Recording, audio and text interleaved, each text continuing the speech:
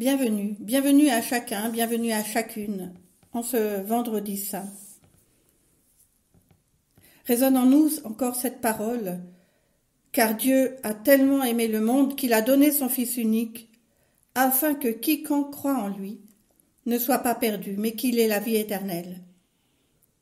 Dieu n'a pas envoyé son Fils dans le monde pour condamner le monde, mais pour sauver le monde par lui. La grâce et la paix vous sont données de la part de Dieu notre Père et de Jésus-Christ, notre Sauveur. Dans Ésaïe 53. Qui de nous a cru la nouvelle que nous avons apprise? Qui de nous a reconnu que le Seigneur était intervenu? Car devant le Seigneur, le serviteur avait grandi comme une simple pousse, comme une pauvre plante qui sort d'un sol desséché.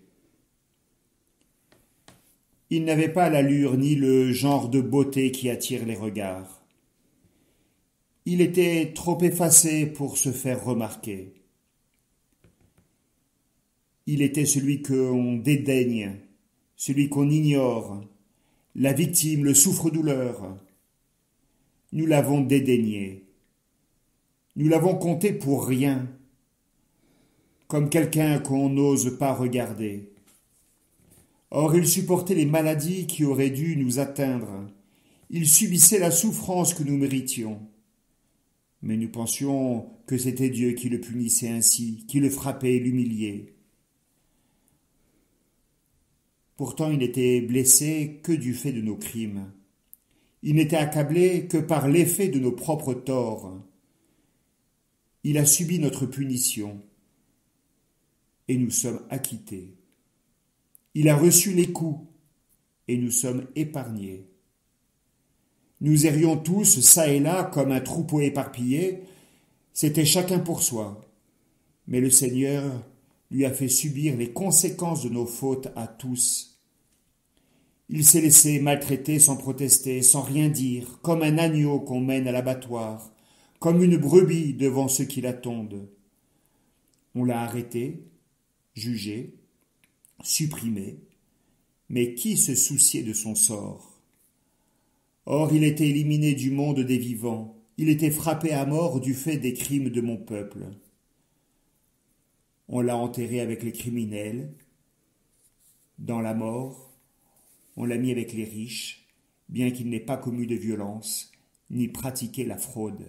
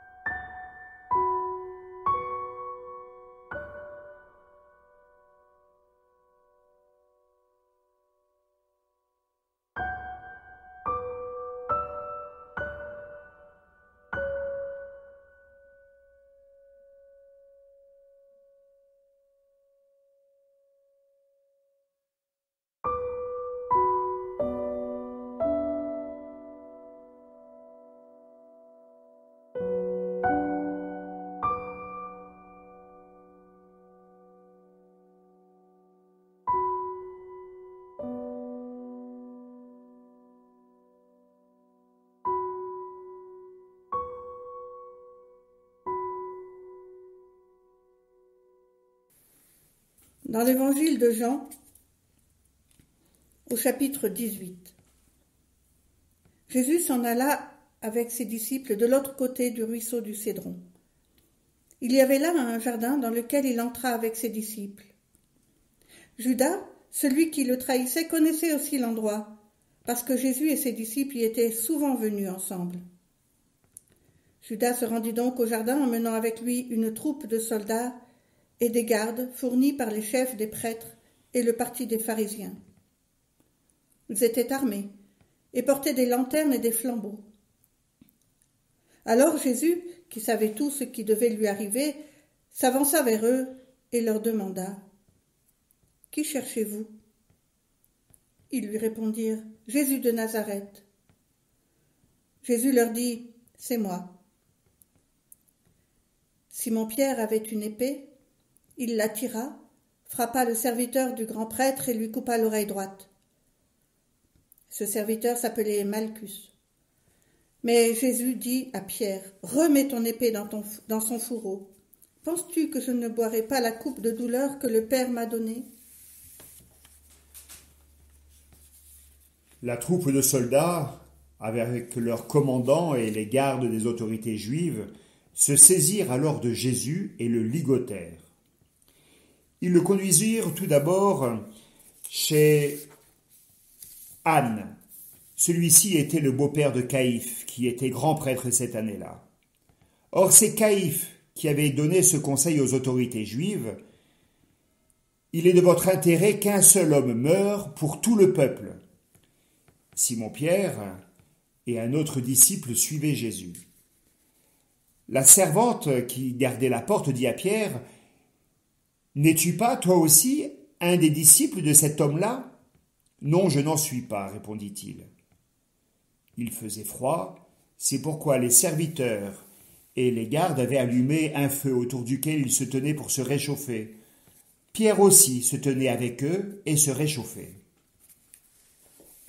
Le grand prêtre interrogea alors Jésus sur ses disciples et sur l'enseignement qu'ils donnaient. Jésus lui répondit : « J'ai parlé ouvertement à tout le monde. J'ai toujours enseigné dans les synagogues et dans le temple où se rassemblent tous les Juifs. Je n'ai rien dit en cachette. Pourquoi m'interroges-tu ? Demande à ceux qui m'ont entendu ce que je leur ai dit. Ils savent bien, eux, de quoi je leur ai parlé. » Anne l'envoya alors, toujours ligoté, à Caïphe, le grand prêtre. Pendant ce temps, Simon-Pierre, lui, restait là, à se réchauffer. On lui demanda : « N'es-tu pas, toi aussi, l'un des disciples de cet homme ?»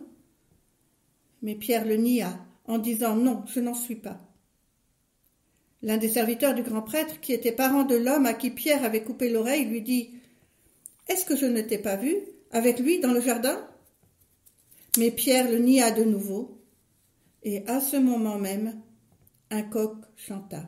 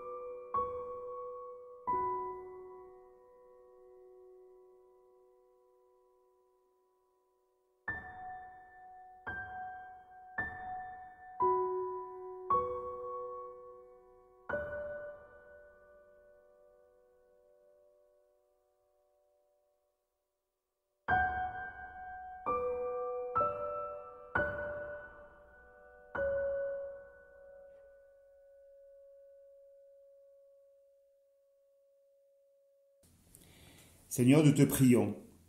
Nous te prions en Jésus, ton Fils et notre frère, seul en ce moment d'acceptation. Nous te prions en Jésus abandonné, en Jésus trahi, en Jésus renié. Nous te prions en lui qui est abandonné, trahi et renié. En lui, nous te prions pour ceux qui, comme lui, sont abandonnés et pour ceux qui abandonnent. Pour ceux qui, comme lui, sont trahis et pour ceux qui trahissent. Pour ceux qui, comme lui, sont reniés et pour ceux qui renient. Seigneur, en lui, nous te prions pour notre humanité qui ne sait pas l'accompagner.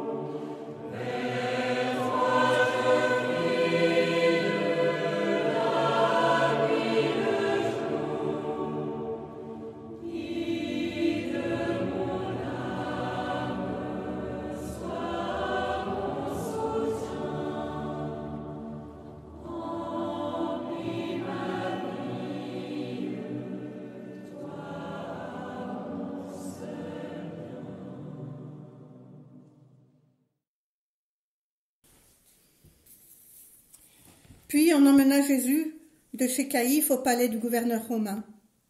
C'était tôt le matin. Mais les chefs juifs n'entrèrent pas dans le palais afin de ne pas se rendre impur et de pouvoir manger le repas de la Pâque. C'est pourquoi le gouverneur Pilate vint les trouver au dehors.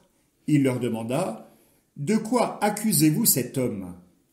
Ils lui répondirent « Si ce n'était pas un malfaiteur, nous ne serions pas venus te le livrer. » Pilate leur dit « Prenez-le vous-même et jugez-le selon votre loi. » « Nous n'avons pas le droit de condamner quelqu'un à mort, répondirent-ils. C'est ainsi que devait se réaliser la parole que Jésus avait dite pour indiquer de quelle mort il allait mourir. Pilate rentra alors dans le palais. Il fit venir Jésus et lui demanda « Es-tu le roi des Juifs ?» Jésus répondit « Dis-tu cela parce que tu y as pensé toi-même ou parce que d'autres te l'ont dit de moi ?» Pilate répondit « Suis-je un Juif, moi ? Ceux de ta nation et les chefs des prêtres t'ont livré à moi. Qu'as-tu donc fait ?» Jésus répondit « Mon royaume n'appartient pas à ce monde. Si mon royaume appartenait à ce monde, mes serviteurs auraient combattu pour empêcher qu'on me livre aux autorités juives. Mais non, mon royaume n'est pas d'ici-bas. » Pilate lui dit alors « Tu es donc roi ?» Jésus répondit « Tu le dis, je suis roi. Je suis né et je suis venu dans le monde pour rendre témoignage à la vérité. Quiconque appartient à la vérité écoute ce que je dis. » « Qu'est-ce que la vérité ?» lui demanda Pilate.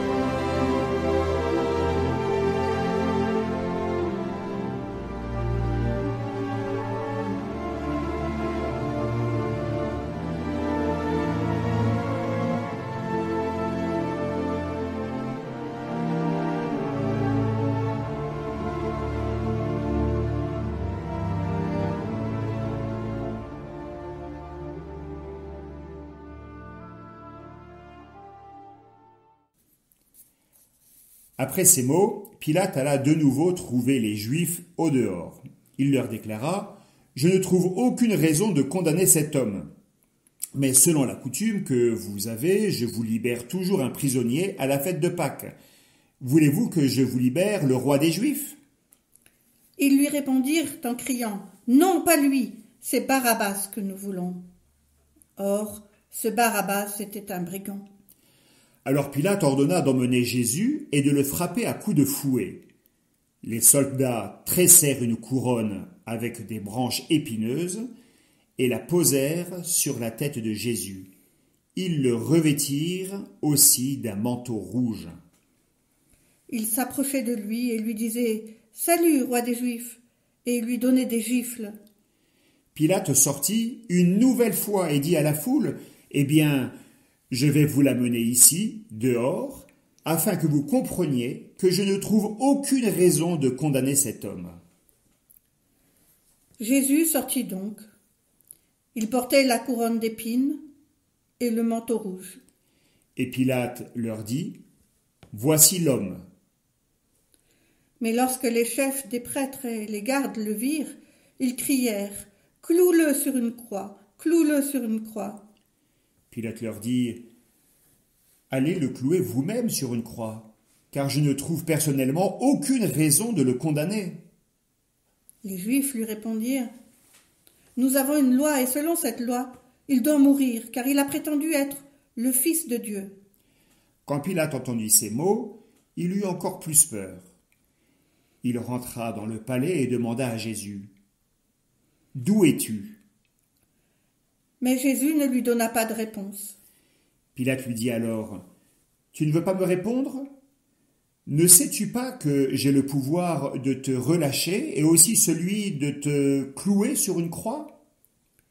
Jésus lui répondit: Tu n'as aucun pouvoir sur moi, à part celui que Dieu t'a accordé. C'est pourquoi l'homme qui m'a livré à toi est plus coupable que toi. Dès ce moment, Pilate cherchait un moyen de relâcher Jésus. Mais les Juifs se mirent à crier: Si tu relâches cet homme, tu n'es pas un ami de l'empereur. Quiconque se prétend roi est un ennemi de l'empereur. Quand Pilate entendit ces mots, il fit amener Jésus dehors. Il s'assit sur le siège du juge, à l'endroit appelé Place Pavée, qu'on nomme Gabata en hébreu. C'était le jour qui précédait la fête de la Pâque, vers midi. Pilate dit aux Juifs: Voilà votre roi. Mais ils se mirent à crier: À mort, cloue-le sur une croix. Pilate leur dit: Faut-il que je cloue votre roi sur une croix? Les chefs des prêtres répondirent: Nous n'avons pas d'autre roi que l'empereur. Alors Pilate leur livra Jésus pour qu'on le cloue sur une croix.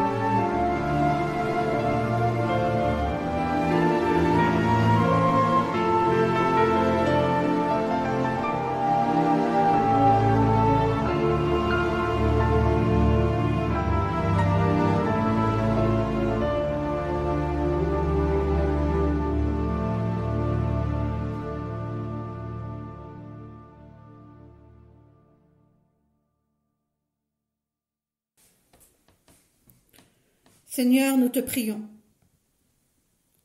Nous te prions en Jésus, ton Fils et notre frère, seul dans la souffrance. Nous te prions en Jésus frappé, en Jésus humilié, en Jésus jugé. Nous te prions en lui qui est frappé, humilié, jugé. En lui, nous te prions pour ceux qui, comme lui, sont frappés et pour ceux qui frappent. Pour ceux qui, comme lui, sont humiliés et pour ceux qui humilient. Pour ceux qui, comme lui, sont jugés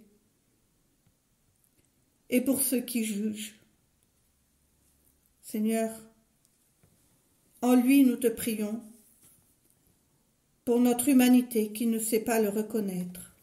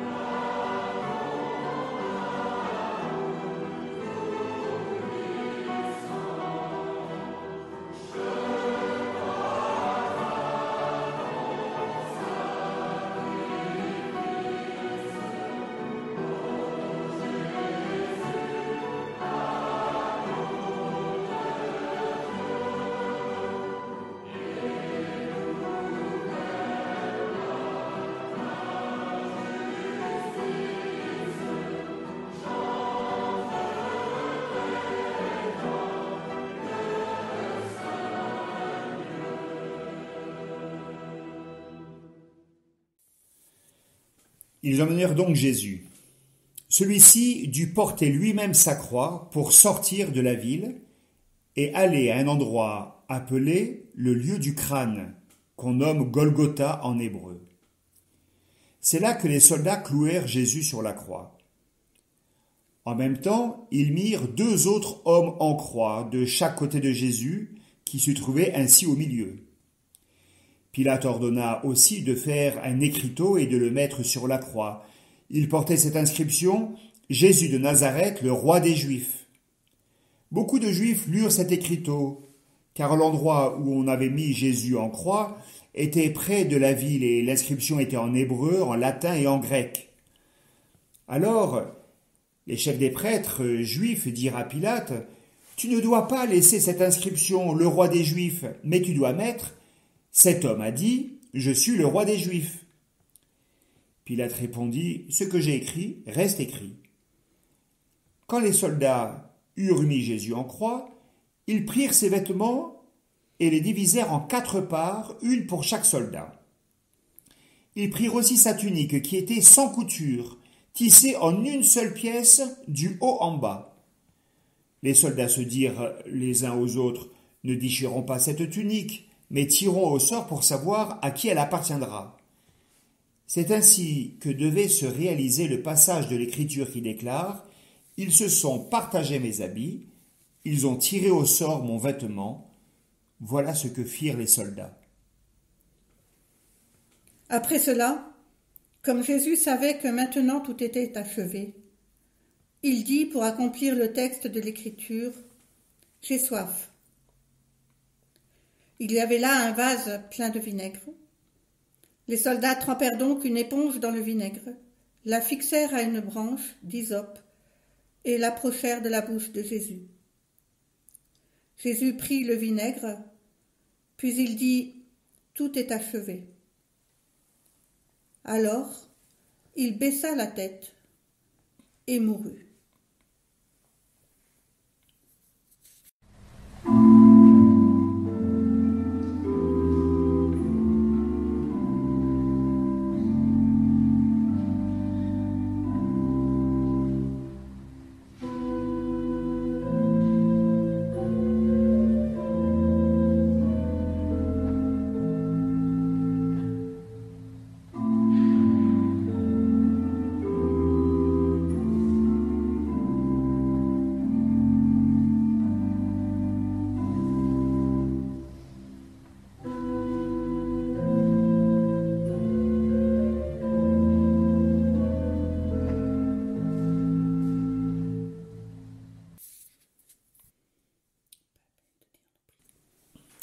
Seigneur, nous te prions en ton silence sur la croix.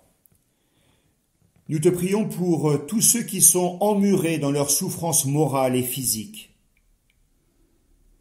Nous te prions pour tous ceux qui sont tenaillés par la peur et le désespoir. Nous te prions pour tous ces visages proches ou lointains, connus et inconnus.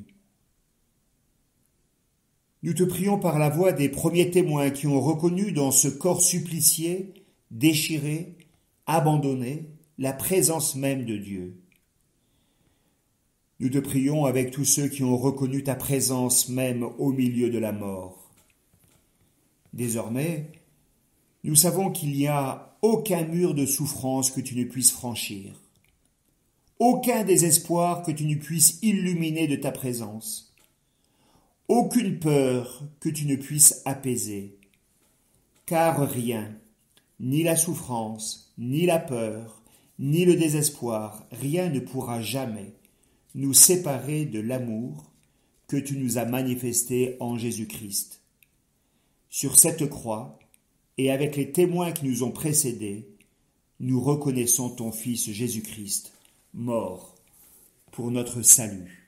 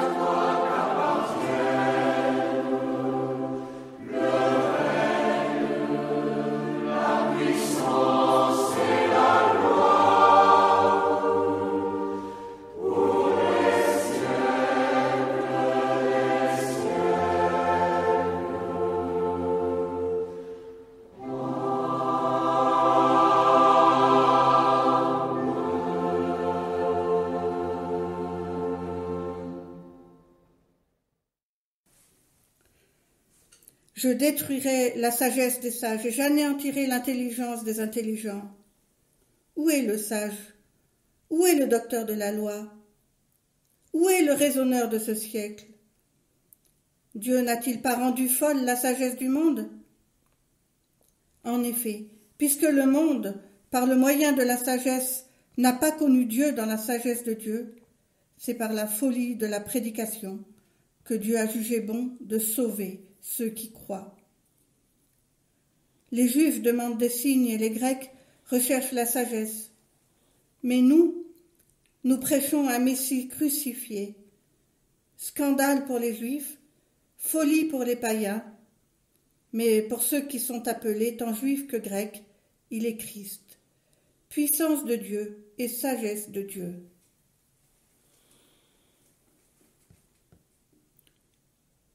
Frères et sœurs, que Dieu vous bénisse et vous garde dans sa paix. Amen.